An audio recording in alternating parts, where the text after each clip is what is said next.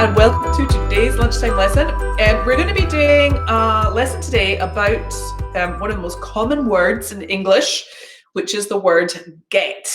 Okay, so what we're going to look at today is some of the most common uses of get. I'm going to give you some tips about how you can very quickly and easily bring it into your speaking and your writing. And we'll also be looking at some common expressions that use get, and also a quick revision of some common phrasal verbs. And at some point in the future, we'll do another session. We'll have a look at some more expressions with get. But today we're just going to think more about the basics and how we can use it. Okay, so like I said, it's one of the most common words in the English language. I had a first certificate student a few years ago who said to me, Claire, if I don't know the answer, I'm just going to write get, because it's probably going to be the correct answer. Okay, I always thought that was really funny and quite a good way to think about how we use get.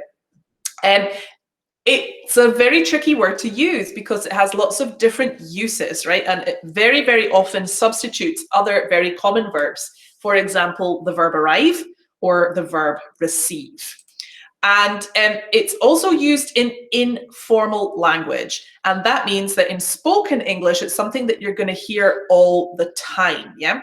So if you're not using get when you speak, it can make your language sound overly formal in some situations.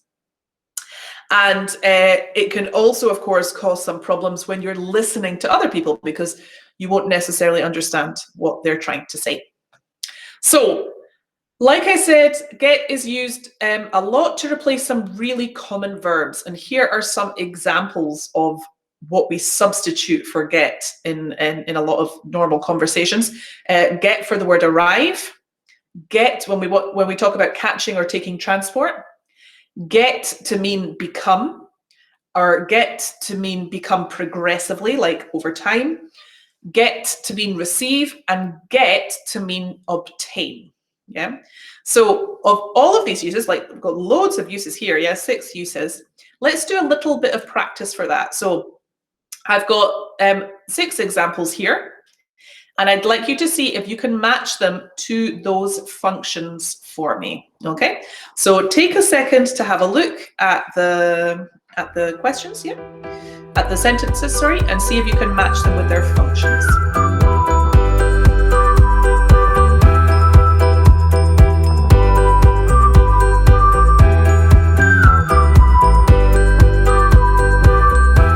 Let's check. Okay, so the first one here, I'm getting old. That was an example of how we use get to mean become. Yeah. I usually get to work by car. That's an example of arrive. He's just got a new car was an example of obtain. We got your email is an example of receive. They're getting better is an example of becoming progressively. And the last one, guys, she's getting the bus. She's taking or catching transport. Okay, so this is one of the very first and one of the best steps that you can take to using get effectively, and also just making your language sound less formal, more natural, more conversational, is instead of these words here, substituting them for the word get. Yeah. Okay, now we've got a lot of other really common structures and expressions which use the word get. So we're going to have a look at those now. And what I really suggest doing, guys, is making a translation for your own language, okay? So remember, translation for a long time in language learning, it's been considered a negative thing. I really disagree with that. Translation is an amazing tool. I don't think anyone who's ever learned a language hasn't, or certainly learned a language as an adult, hasn't used translation, okay? So the important thing is that we learn to use translation responsibly and effectively. So it's not a literal translation, it's, you know, finding what that expression is equal to in your language. And sometimes we don't have exactly the same expression either, right? But just it gives us a better understanding of how we can use it. So the first one we're going to look at, guys, is this one here, get used to, plus a gerund, okay? So when we use this structure, I'm getting used to, for example, I'm getting used to using phrasal verbs. That means that I am in the process of becoming accustomed to something, okay? Another expression we use a lot with get, you'll also see it used with have, is get with a participle. Okay, I like to call this the informal passive, right? So we use this structure when we want to say that another person does a service for us, right? So for example, she's getting her hair cut by the hairdresser. I'm getting my house painted by the painters. Yeah, I'm getting my car fixed by the mechanic, right? So it's doing the same kind of thing that the passive voice does, where we're focusing on the action, not the person that does the action, but it's not a formal construction like the passive voice very often is. And this is something we use all the time in more informal and conversational English. Yeah, get with a participle. The next expression we're looking at here, guys, is it gets on my nerves, okay? It gets on my nerves when people speak loudly on their phone. So this is a negative expression, yeah? It means that it's really irritating when people speak loudly on their phones. Okay, next one. This question is really complicated. I don't get it. So what I'm saying here is I don't understand it. Yeah, we use that a lot with jokes as well. If someone says a joke and you're like, I don't get it, right? Okay, I got to know her really well when we worked together. So if I get to know you, that means that I am in the process of knowing you as a person. Okay, it's when, the process of becoming friends or the process of knowing more about you as a person. Remember, guys, that the first time that I see someone for the first time, I would say I meet them, okay? So I met my best friend at school. We got to know each other really well because we lived together at university. And now I have known her for 20 years, okay? So we've got those three stages, right? Meet, get to know, know. And here we're focusing on that process. Okay. She's at the gym all the time. She really wants to get fit. So if you want to get fit, you want to become fit, become healthy, yeah, physically healthy, right? So here's another example of how we're using get to mean become, right? You don't need this TV anymore. Why don't you get rid of it? So if I get rid of something, it's something I don't need anymore or don't want anymore. And I, not the same as throwing away exactly, but I will remove it from my life, yeah? I have to work on Monday, but I'm trying to get out of it. So if I need to get out of something, it's something that I have previously committed to that now I don't want to do, right? So I want to get out of it, okay? So imagine that you had made plans with somebody for dinner that you really don't want to do it, so you try and get out of it. You try and avoid it. The phone's ringing. Can you get it? So here, get means answer it, right? And we use that for phones, and we also use that, for example, for the door. If somebody rings your doorbell, can you get the door? Can you get the phone?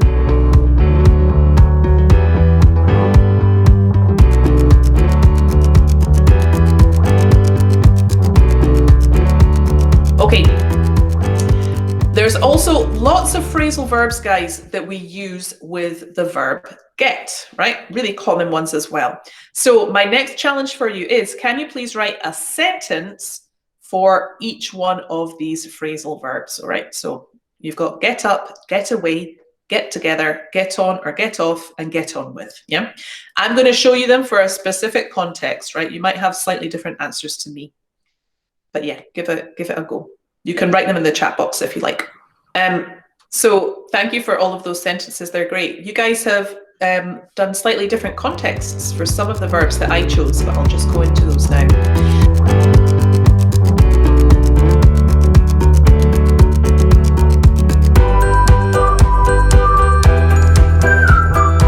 So here's some examples that I wrote. Okay, so for get up, I wrote, I normally get up at 7 a.m. But some of the examples that were in the chat box, for example, Pilar said the referee asked both players to get up. That's also another way that we can use get up, yeah? So if you're sort of sitting or lying, if you get up, you rise to your feet, Okay, but this was the sort of most common one that I was thinking of. Get away. So this was my sentence. I really need to get away from the city for a while, meaning escape. Yeah. Some of the other examples we had here, for example, Manushka said, you stole a car, you won't get away with that.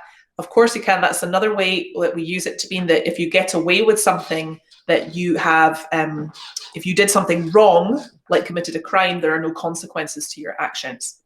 Okay, so that is another way that we use this verb. Get together. I said she loves getting together with her friends at the weekend, so spending time. And get on or off. Okay, so here I was thinking about transports, right? Like the example Natcha put. So I get on the bus near the high street and I get off at the stop beside my office. As a little aside, guys, we get on and we get off public transport in general. Okay, so you get on a bus, you get on a train, you get on a metro, you get on a plane. Okay, and we generally get in and out of private transport. So you get in a car, you get out of a taxi. Okay, and then if it's something more like a bicycle, even though that is private transport, you have to physically get on it, right? So like you get on a bike or you get on a horse, for example, because there it's more about the physical action that you're doing. But yeah, in general, public transport, get on or off. Private transport, get in, get out. Okay. And then finally here, guys, get on with. So here we're talking about relationships, right? So John gets on with his sister really well. He has a really good relationship with his sister. Yeah. Another little thing just to point out, guys, very often when you see phrasal verbs or expressions which have the word get, that suggests that something is in progress. Whereas a verb or a phrasal verb or an expression with keep usually suggests something's been maintained, right? So here's two examples for you, right? Like get in touch, I'm in the process of making contact, and keep in touch, I am maintaining that contact with somebody, yeah? Or get fit, I'm in the process of becoming fit, and keep fit, I'm already fit, but I have to maintain that level. Yeah, so just a handy little thing to think about.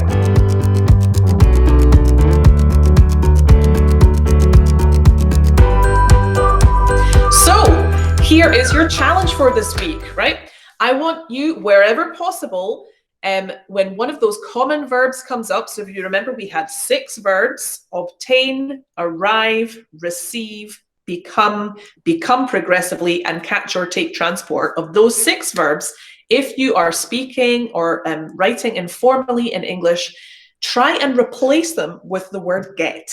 Yeah, that's your little challenge for this week. Equally, think about those expressions, those phrasal verbs that we've revised today, and see if you can bring any of those into your speaking or informal writing as well. Yeah, so the more that we use it, the better it's going to be and the easier it's going to become.